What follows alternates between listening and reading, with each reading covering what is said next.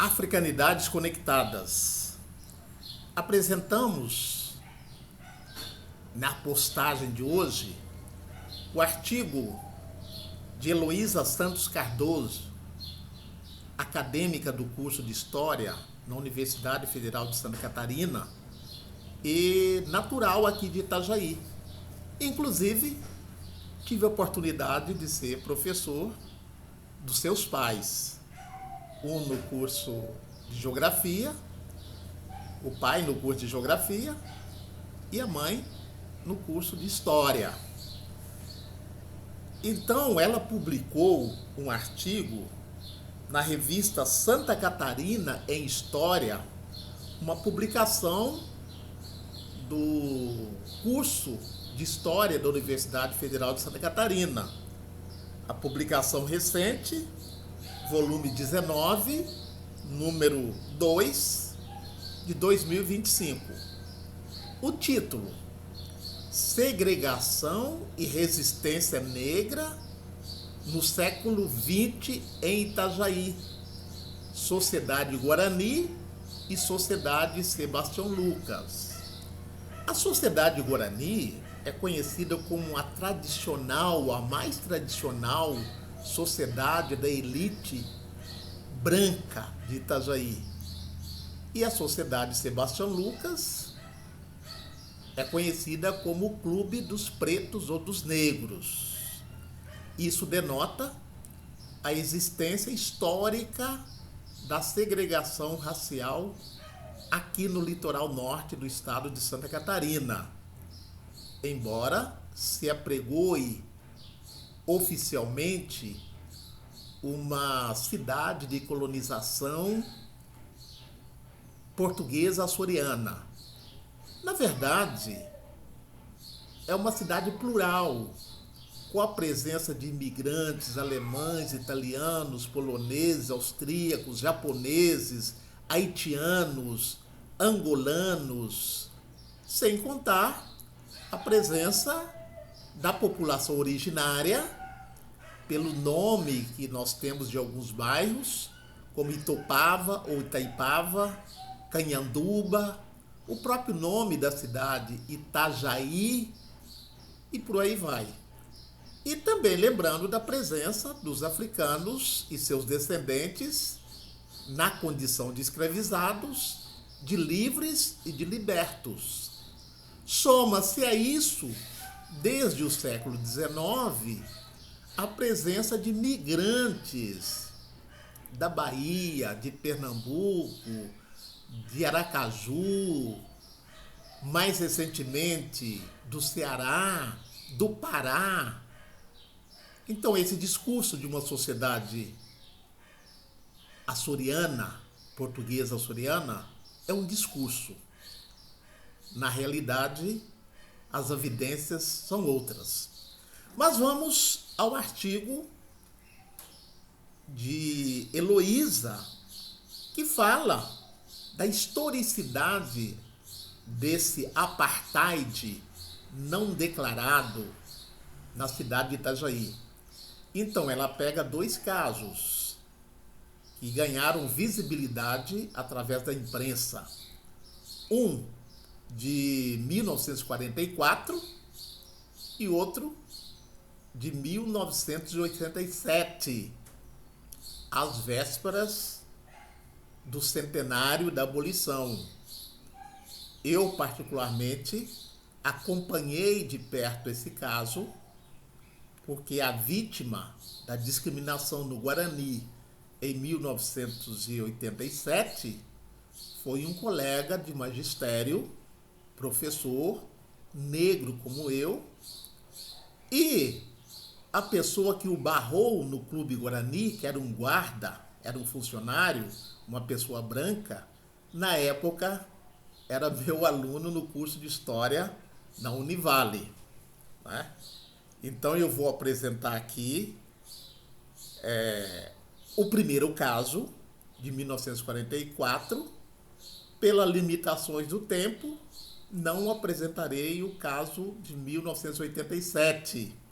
E fica o convite para que vocês leiam né, o artigo completo de Heloísa Santos Cardoso. E quem tiver interesse, só me solicitar que eu mando esse artigo em PDF para os ouvintes, assinantes, simpatizantes deste canal, que tem a finalidade de publicitar temáticas relacionadas à população negra em África e nas diásporas. É só mandar o seu e-mail ou WhatsApp que nós enviaremos o artigo em PDF, que já temos a permissão da autora. Então ela diz na introdução do seu artigo: a segregação racial pós-abolição está presente no imaginário social, em sua maioria, como algo relacionado à experiência estrangeira.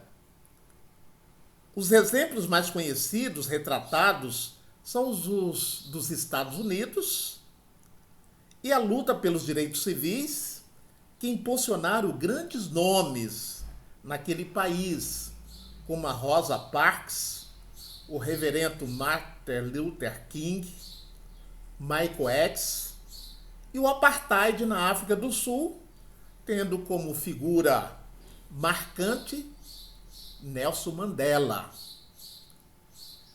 Esses momentos históricos, diz ela, foram amplamente explorados pela indústria audiovisual e literária, chegando ao Brasil com considerável força. De fato, diferente dos Estados Unidos, da América do Norte, com a lei Jim Crow, e na África do Sul, com o apartheid, a segregação racial no Brasil nunca foi formalmente institucionalizada após a escravidão. Mas isso não impediu que a mesma ocorresse de forma social e cultural. O estado de Santa Catarina é um exemplo disso.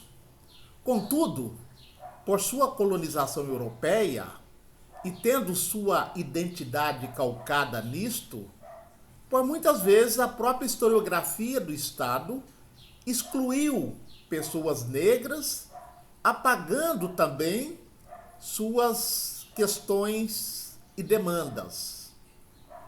Esse artigo tem como objetivo trazer à tona um problema que é sim brasileiro e catarinense: a segregação racial. Dessa forma, esse texto tem como foco abordar como a segregação racial se deu no município de Itajaí no século XX. Fecha aspas. Então ela vai trazer esses dois casos já mencionados, utilizando de fontes primárias e também de trabalhos anteriormente publicados, como de Marlene de Favre e Moacir da Costa e José Bento Rosa da Silva, este que vos falo. Então, ela nos conta que durante o período da Segunda Guerra Mundial, um certo capitão Jair, negro, estava no comando do exército aqui na cidade de Itajaí. E ela mostra também que esse clube Guarani, o mais tradicional da elite, é historicamente conhecido como o clube onde negros não entram. Ela apresenta isso através de recortes de jornais e também de tradição oral. Então ela nos narra aqui o ocorrido na década de 40 através de uma testemunha ocular. Celso Afonso Seara que na época era o presidente de um bloco do Clube Guarani, chamado Bloco dos 20.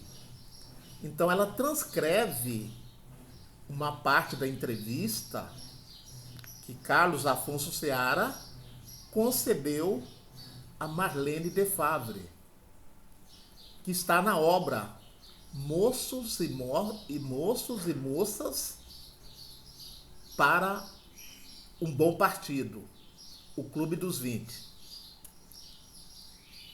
O que Carlos Afonso Seara contou a Marlene de Favre, transcrito aqui por Heloísa, abre aspas, falando do capitão, ou do capitão Jair. Ele era preto, bem preto mesmo. E naquele tempo havia aquele racismo, aquela coisa. Preto não dançava junto com branco e branco não dançava junto com preto, correto? E ele então, como maior autoridade dentro do exército, ele comandava a capitania dos portos, todo o regimento que estava aqui. E nós não podíamos dizer que não. Mandávamos um convite para o comando. Então, tinha que mandar um convite para o comando. Mas não criou problema, não. Pelo contrário, sempre foi uma pessoa de muita classe, de um comportamento exemplar. Só que ele era preto, coitado. Era a única pessoa preta que entrava no Guarani porque era o comando do exército, era do comando do exército e porque era convidado. Nós não podíamos nos negar a convidar um comandante do exército. Então, ele ia no Guarani, no Bloco dos 20, mas ele era um elemento que estudou. Essa pessoa tinha cultura. A cultura para chegar, entrar e sair na maior dignidade, compreende? Fecha aspas. Então essa foi a entrevista que o então presidente do Grupo dos 20 concedeu a Marlene de Favre. Heloísa, no entanto, transcreve nesse artigo um manifesto que foi afixado numa barbearia onde o capitão frequentava, que ficava do lado do Clube Guarani. É óbvio que é um manifesto apócrifo, mas que fala do racismo e do preconceito presente na cidade, na sociedade. Abre aspas. Itagenses, fatos deveras deprimente para a sociedade de Itajaí estão se passando e se repetindo. Aí não nos unimos para proteger a honra de nossa sociedade e dos nossos próprios lares. A sociedade itajaiense sempre se caracterizou pela rigorosa seleção de seus associados e frequentadores. E que vemos agora? Forasteiros que invadem nossos salões, indivíduos de cor que frequentam nossos círculos mais seletos, num verdadeiro unamo-nos itajaienses, que sempre foram uma grande família. Unamo-nos à defesa comum dos nossos interesses e que salvaguarda dos brilhos e da honra da família itajaiense. Não consultamos que nossas filhas e esposas sirvam de distração a um negroide. Não consintam em vê-las nos braços de semelhante indivíduo, ouvindo por entre bafo de cachaça galanteios de conquistador. Em maiúsculo, boicotemos a sua presença. Salões defendendo a honra, nossa tradição, nossa sociedade. Itajaí, 28 de dezembro de 1944. Fecha aspas. Então esse foi o manifesto, abre aspas, indignado desse sujeito diante da presença do capitão Jair no Clube Guarani, no contexto da Segunda Grande Guerra Mundial. Como eu disse, Heloísa, a partir das notas de jornais de época, apresenta o apartheid na cidade de Itajaí, do passado e que também está no presente. Basta nós acompanharmos as notícias, tanto nos jornais quanto nas redes sociais, para verificarmos a presença do preconceito, do racismo e da xenofobia nos dias atuais, sejam em Itajaí, Florianópolis, Porto Alegre, enfim, no Brasil inteiro, sobretudo após 2019 até 2022, quando o então mandatário da República foi o primeiro a incentivar o ódio, o preconceito e a discriminação de muitos grupos sociais, étnicos do nosso país. Malgrado as leis vigentes, os racistas estão desavergonhados. Mas nos resta a união, como diz a escritora Conceição Evaristo. Combinaram de nos matar, mas nós combinamos de não morrermos. Axé, Umbuto, eu sou porque nós somos.